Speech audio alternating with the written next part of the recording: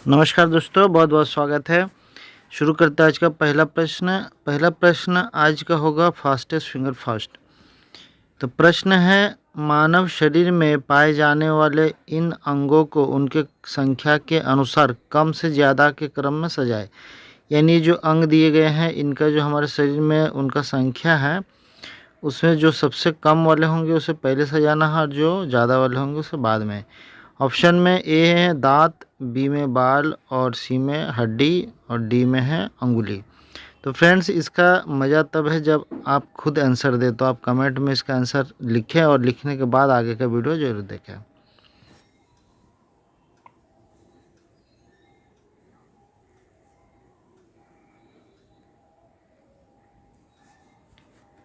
इसका आंसर होगा पहले DACB होगा, DACB। डी में है अंगुली और अंगुलियों की संख्या 20 है हाथ और पैर के मिला करके हमारे शरीर में। और उसके बाद ये है दांत। दांत की संख्या एक वयस्क में 32 होते हैं।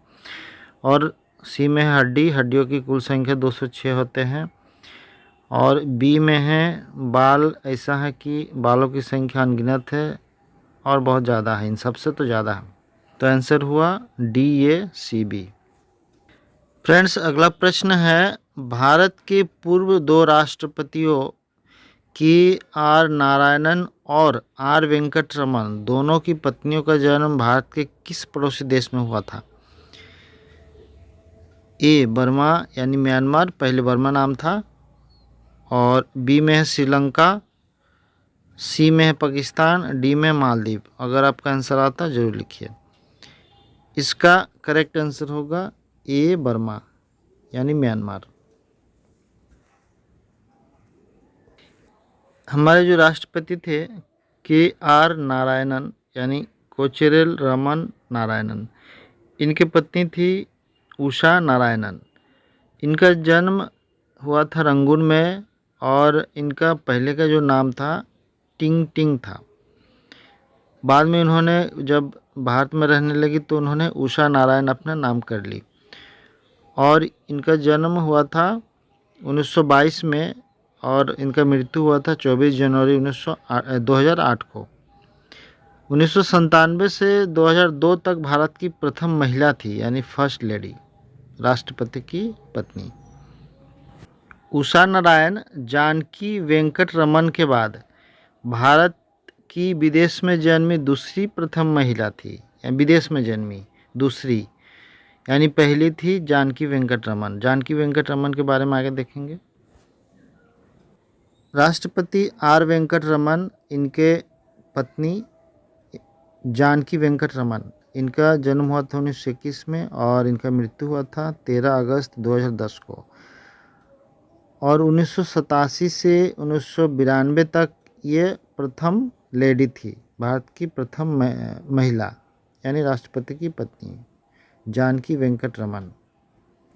वह भारतीय राष्ट्रपति R वेंकट रमन की पत्नी थी जिन्होंने 25 जुलाई 1987 से 25 जुलाई 1992 तक भारत के राष्ट्र प्रमुख रूप में यानी राष्ट्रपति रहे थे। जानकी वेंकट रमन का जन्म पेगू वर्मा में हुआ था। तमिल अय्यर फैमिली से थे। बर्मी भारतीय माता पिता कमला और कृष्णा अय्यर के घर में इनका जन्म हुआ था। इनका शादी जो हुआ था 1938 में हुआ था R वेंकट रमन जी से। अगला प्रश्न है, महाकाल लोक गलियारा कहाँ स्थित है? ए गुजरात, बी उत्तराखंड, सी मध्य प्रदेश, डी महाराष्ट्र। इसका आंसर होगा सी मध्य प्रदेश। महाकाल लोक गलियारा का उद्घाटन प्रधानमंत्री जी 2022 में किए थे। महाकालेश्वर मंदिर उज्जैन के आसपास पुनर्विकास परियोजना का ये हिस्सा है।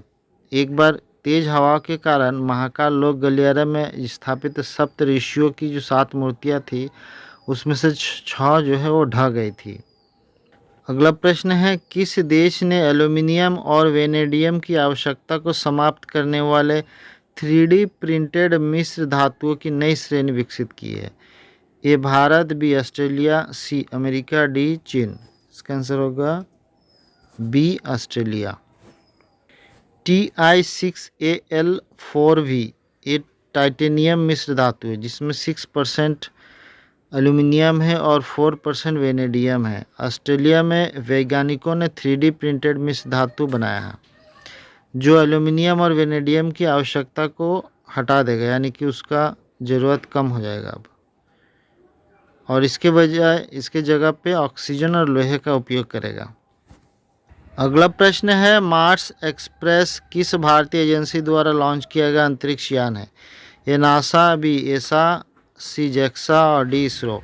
इसका आंसर होगा बी एसा, यूरोपियन स्पेस एजेंसी। यूरोपीय अंतरिक्ष एजेंसी द्वारा 2003 में लॉन्च किया गया था मार्स एक्सप्रेशन अंतरिक्ष यान मंगल की भूगर्भीय और वायुमंडलीय विशेषताओं में अंतर्दृष्टि की पेशकश करते हुए अपने नियोजित जीवन काल को पार कर गया है, यानी इस समय भेजा गया था और इसका समय समाप्त हो गया। अगला प्रश्न है, हेलमंड नदी किस देश से निकलती है? ए अफगानिस्तान, बी मिस्र, सी इजराइल और डी म्यांमार। इसका आंसर होगा ए अफगानिस्तान। हेलमंड अफगानिस्तान की सबसे लंबी नदी है। यह पश्चिमी हिंदू कुश पर्वत श्रृंखला में काबुल के पास से निकलती है और लगभग 1150 किलोमीटर तक रेगिस्तानी क्षेत्रों से होते हुए दक्षिण पश्चिम दिशा में बहती है। इसके बाद हामुन झील में गिरती है, जो अफगानिस्तान ईरान सीमा तक फैली हुई है। इस सीमा पर ईरान और अफगानिस्तान के बीच संघर्ष होते रहता है, शुरू हो गया है। हाल ही में हेलमंद नदी के पानी के बंटवारे पर विवाद के कारण ये सुर्खियों में आया था। अगला प्रश्न है, हाल ही में खबरों में रहा कफ्यू नेशनल पार्क ये किस देश में है? ए जाम्बिया, बी लातविया, सी मिस्र, डी चिली। इसका आंसर होगा ए जाम्बिया। जो जाम्बिया का कफ्यू राष्ट्रीय उद्यान है, अफ्रीका का तीसरा सबसे बड़ा राष्ट्रीय उद्यान है। और इसमें क्या हुआ कि अभी हाल का रिपोर्ट में 50 साल के जो अवैध शिकार होते रहा, इससे पहले तो शेर और तेंदुआ घट गया था, लेकिन अभी फिर से ये बढ़ रहा है और वैज्ञानिकों ने पाया कि दक्षिणी केएनपी में तेंदुओं का घनत्व तो यानी बढ़ रहा है, तेंदुओं की संख्या। अगला प्रश्न है, स्ट्रॉबेरी मून किस महीने की पूर्णिमा को कहा जाता है?